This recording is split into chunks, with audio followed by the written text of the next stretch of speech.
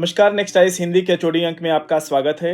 आइए आज की पहली न्यूज के ऊपर बात करते हैं। इस न्यूज को द हिंदू ने कवर किया था अपने पेज नंबर 1 पर और ये गवर्नेंस सेक्शन से जुड़ी हुई न्यूज है जो जीएस पेपर 2 के अंतर्गत शामिल होगा। न्यूज ये है कि प्रधानमंत्री नरेंद्र मोदी की अध्यक्षता में केंद्रीय कैबिनेट ने बुधवार को जुलाई 2024 से दिसंबर 2028 तक विभिन्न वेलफेयर स्कीम यानी कल्याणकारी कार्यक्रमों के अंतर्गत फ्री फोर्टिफाइड राइस यानी मुफ्त फोर्टिफाइड चावल को जारी रखने की मंजूरी दे दी गई है। केंद्रीय वित्त मंत्री अश्विनी वैष्णव ने कहा कि देश में इंक्लूसिव न्यूट्रिशनल सिक्योरिटी यानी समावेशी पोषण सुरक्षा सुनिश्चित करने के लिए राइस फोर्टिफिकेशन इनिशिएटिव यानी चावल फोर्टिफिकेशन पहल केंद्र द्वारा 100% फंडिंग के साथ एक सेंट्रल सेक्टर इनिशिएटिव के रूप में जारी रहेगी। इस कदम का उद्देश्य एनीमिया एवं सूक्ष्म पोषक तत्वों की कमी को दूर करना है। सभी राज्यों और केंद्र शासित प्रदेशों में टारगेटेड पब्लिक डिस्ट्रीब्यूशन सिस्टम यानी टारगेटेड पीडीएस के माध्यम से ICDS यानी इंटीग्रेटेड चाइल्ड डेवलपमेंट सर्विस और प्रधानमंत्री पोषण जैसे कार्यक्रमों के अंतर्गत फ्री फोर्टिफाइड राइस उपलब्ध कराया जाएगा।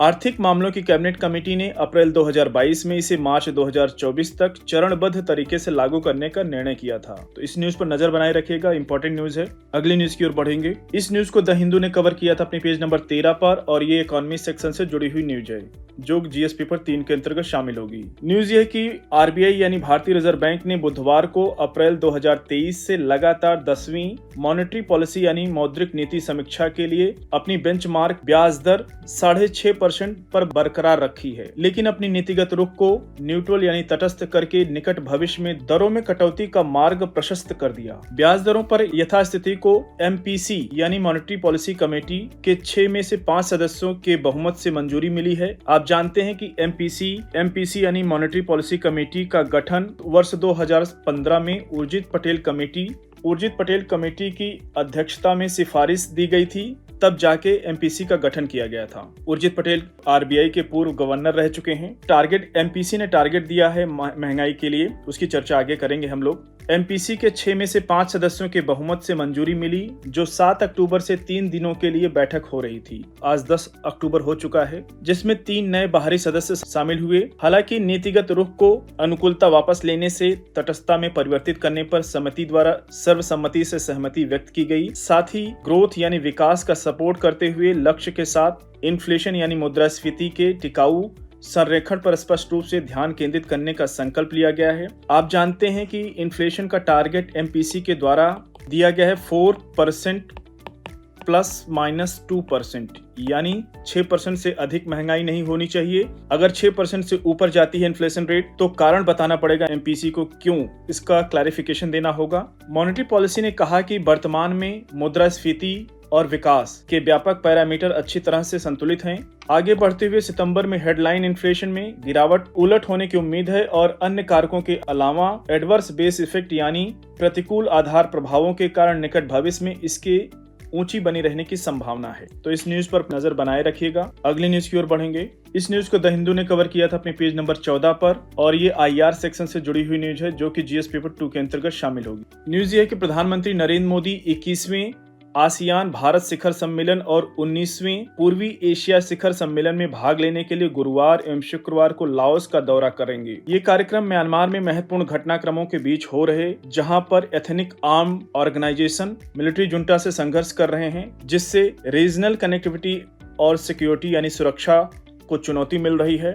यह यात्रा भारत की एक्ट ईस्ट पॉलिसी के 1 दशक का प्रतीक है, जिसमें आसियान भारत के इंडो पैसिफिक रीजन का केंद्र बिंदु भी है, का सेंटर है। श्री मोदी ने आसियान नेताओं के साथ बायलैटरल मीटिंग यानी द्विपक्षीय बैठक एवं लाओस की राजधानी वियंतियन में आसियान भारत शिखर सम्मेलन में भाग लेंगे। वर्तमान में आसियान की अध्यक्षता कर रहे लाओस ने अपने प्रधानमंत्री सोनेक्से सिफानडोन के द्वारा श्री मोदी को आमंत्रित किया। साउथ चाइना सी को लेकर के फिलीपींस एवं चीन के बीच तनाव और म्यांमार में बढ़ते संकट के बीच आसियान शिखर सम्मेलन हो रहा है। आने वाले टाइम में यहाँ पे आपको और डेवलपमेंट देखने को मिल सकता है, इसलिए इस न्यूज पर नजर बनाए रखिएगा। हो सकता है कल इसकी चर्चा हम लोग और डिटेल में करें। अगली न्यूज की ओर बढ़ेंगे। इस न्यूज को द हिंदू ने कवर किया था अपने पेज नंबर 16 पर और ये साइंस एंड टेक सेक्शन से जुड़ी हुई न्यूज है जो जीएस पेपर 3 के अंतर्गत शामिल होगी। न्यूज नोबेल प्राइज से जुड़ी हुई है। रसायन विज्ञान में 2024 का नोबेल पुरस्कार डेविड बेकर, डेमिस हसविस और जॉन जंपर द्वारा साझा किया गया। 3 लोगों को दिया गया एक साथ। डेविड बेकर को कंप्यूटेशनल प्रोटीन डिजाइन में उनके कार्य के लिए सम्मानित किया गया। वर्ष 2003 में बेकर की टीम ने कस्टम सॉफ्टवेयर का उपयोग करके एक नया प्रोटीन डिजाइन किया। उसके बाद से उनके तरीके स्पेसिफिक एप्लीकेशन यानी विशिष्ट अनुप्रयोगों के लिए डिजाइन प्रोटीन के निर्माण की अनुमति देने के लिए विकसित किए गए हैं। नोबेल समिति ने लगभग किसी भी प्रकार के प्रोटीन के निर्माण के लिए उनकी तकनीकी की क्षमता की प्रशंसा की। डेमिस हस्बिस और जॉन जंपर को प्रोटीन स्ट्रक्चर प्रेडिक्शन यानी प्रोटीन संरचना भविष्यवाणी में उनके योगदान के लिए सम्मानित किया गया। उन्होंने अल्फाफोल्ड 2 विकसित किया। ये एक आर्टिफिशियल इंटेलिजेंस मॉडल जो लाखों प्रोटीन की संरचना की भविष्यवाणी कर सकता है। अल्फाफोल्ड 2 से पहले मानव वैज्ञानिकों ने केवल लगभग 1.7 लाख प्रोटीन की संरचना निर्धारित की थी। वर्ष 2020 में हासिल की गई उनकी सफलता ने लगभग किसी भी ज्ञात प्रोटीन की संरचना की भविष्यवाणी करना संभव बना दिया है। अगली न्यूज की ओर बढ़ेंगे। इस न्यूज को द हिंदू ने कवर किया था अपने पेज नंबर 13 पर और ये एनवायरनमेंट सेक्शन से जुड़ी हुई न्यूज है जो जीएस पेपर 3 के अंतर्गत शामिल होगी।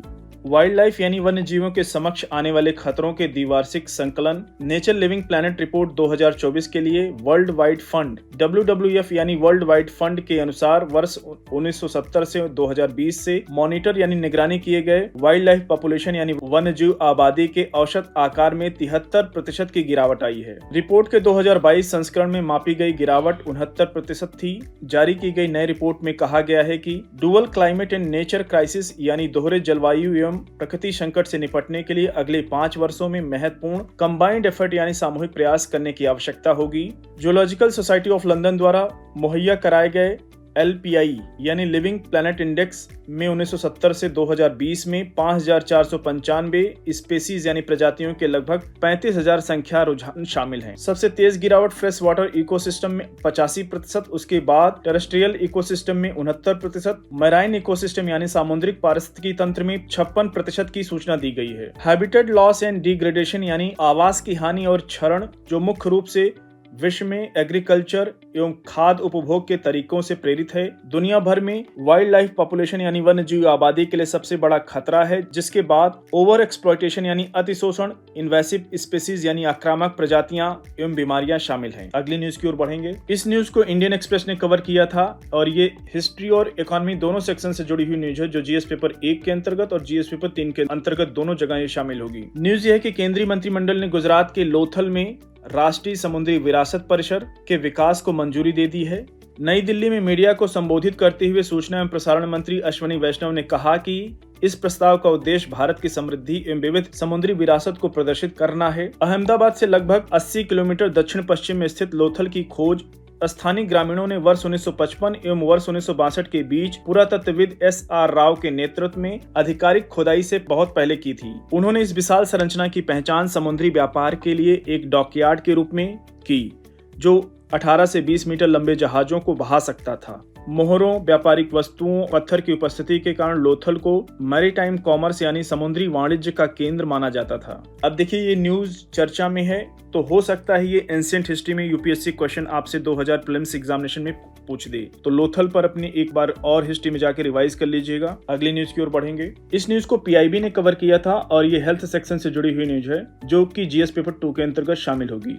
न्यूज ये है कि वर्ल्ड मेंटल हेल्थ यानी विश्व मानसिक स्वास्थ्य दिवस जो प्रत्येक वर्ष 10 अक्टूबर को मनाया जाता है की शुरुआत सबसे पहले वर्ष 1992 में world federation for mental health द्वारा की गई थी। इस वैश्विक रीति का उद्देश्य मानसिक स्वास्थ्य के मुद्दों के विषय में जागरूकता बढ़ाना और दुनिया भर में मानसिक स्वास्थ्य देखभाल के समर्थन में प्रयासों को बढ़ावा देना है। पिछले कुछ वर्षों में यह दिन सरकारों, संगठनों और व्यक्तियों के लिए मानसिक स्वास्थ्य देखभाल में अस्थायी बदलाव लाने वाली पहलों पर सहयोग करने के लिए एक महत्वपूर्ण मंच के रूप में विकसित हुआ है। विश्व मानसिक स्वास्थ्य दिवस का महत्व व्यक्तियों, परिवारों एवं समुदायों पर मानसिक स्वास्थ्य के गहन प्रभाव की बढ़ती मान्यता से अंडरलाइन करता है यानी रेखांकित करता है। वर्ष 2024 का theme mental health at work यानी कार्यस्थल पर मानसिक स्वास्थ्य और कार्यस्थल के बीच महत्वपूर्ण संबंधों पर जो कि प्रकाश डालता है। साथियों, आज के HOD अंक को यहीं पर समाप्त करते हैं। मिलते हैं नेक्स्ट अंक में कुछ और इंपॉर्टेंट न्यूज के साथ। तब तक जुड़े रहिए नेक्स्ट आइस हिंदी के साथ। धन्यवाद।